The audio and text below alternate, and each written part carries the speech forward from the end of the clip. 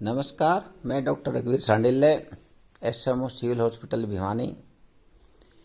आज हम मुकोमाइकोसिस black fungus के बारे में जानकारी देंगे, क्योंकि मुकोमाइकोसिस के आजकल बहुत ही ज़्यादा केस हो गए हैं, खास करके कोविड के मरीजों में। मुकोमाइकोसिस मेनली 5 तरह की होती है। इसमें राइनो ऑर्बिटल सेरेब्रल टाइप की, पल्मोनरी टाइप की, गैस्ट्रोइंटेस्टाइनल, कुटेनियस और डिसेमिनेटेड टाइप की। इसमें सबसे ज़्यादा कॉमन और घातक है वो राइनो सेरेब्रल टाइप की होती है।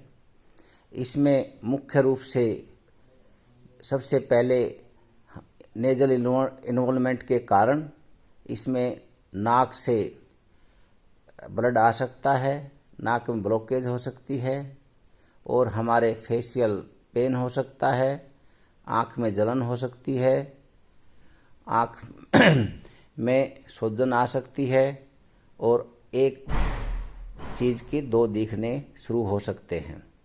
कई बारी आँख की रोशनी जाते हुए उसकी विजन लॉस भी हो जाती है। और अगर मान लो इसमें सेरेब्रल इन्वॉल्वमेंट हो जाती है तो उसमें पेशेंट को फिट्स भी आ सकते हैं, अल्ट्रासेंसोरियम भी हो सकता है और उसको अधरंग भी लग सकता है।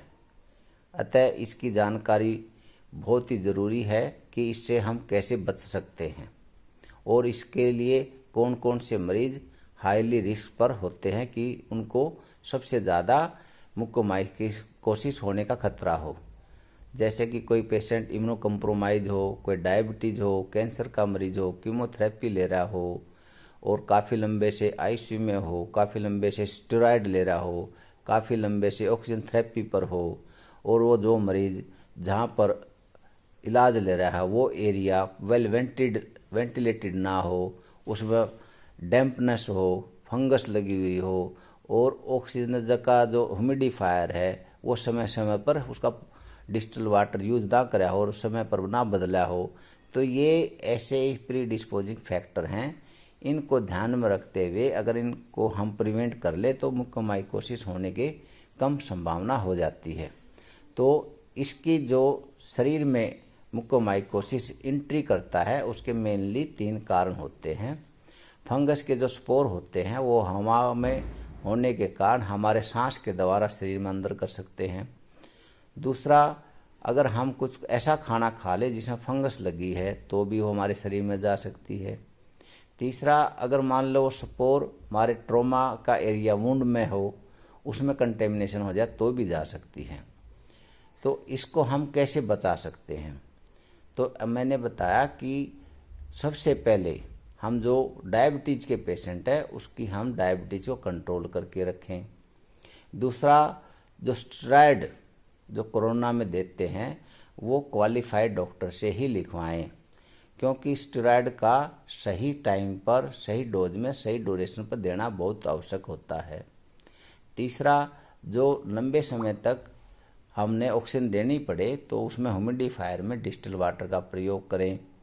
अगर डिस्टिल वाटर ना हो तो उसको हम पानी को उबाल करके ठंडा करके यूज कर सकते हैं।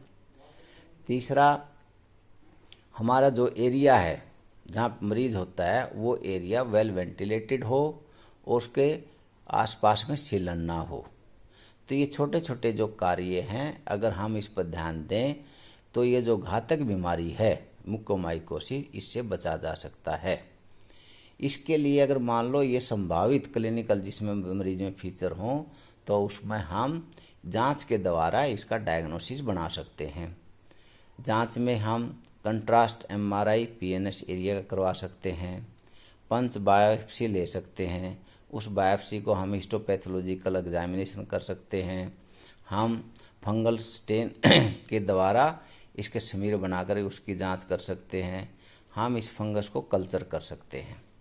जब इसका डायग्नोसिस हो जाता है या संभावित पेशेंट लगता है तो उस मरीज को हमने जल्दी से जल्दी हायर सेंटर में भेजना चाहिए। ठीक है, और अगर हम हायर सेंटर में जल्दी भेजेंगे टर्सरी लेवल पर तो इसका इलाज जल्दी होएगा। इसके इलाज के लिए हम 2 तरह का इलाज करते हैं। अगर कोई वुंड हो उसको अच्छी तरह क्लीन करें। अगर हमारे नेजल कैविटी, बकल कैविटी या फिर टूथ में कोई प्रॉब्लम है उसको हम प्रॉपर उसका इलाज करवाएं और उसको डिब्रिजमेंट की तहत उसको वुंड है अच्छी तरह क्लीन करें। एक तो ये है। दूसरा, इसमें 2 तरह की दवाई यूज होती है। एम्फोटेरेसिन जो बी है, खास करके लाइपोसोमल टाइप की, वो ड्रग ऑफ चॉइस होती है।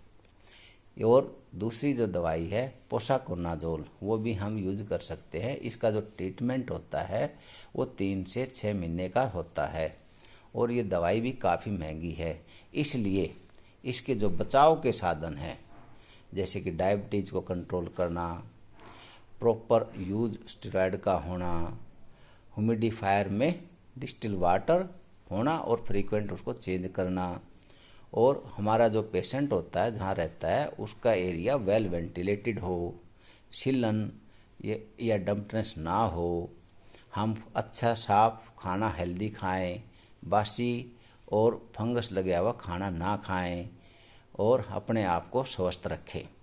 क्योंकि ये एक बार हो जाती है तो इसका इलाज बड़ा एक्सपेंसिव होने के कारण अगर ठीक तरह ना हो तो ये काफ़ी फेटल होती है। मैं आशा करता हूँ कि आपकी ये जो बताई हुई बातें ध्यान रखेंगे और इसका लाभ उठाएंगे। धन्यवाद।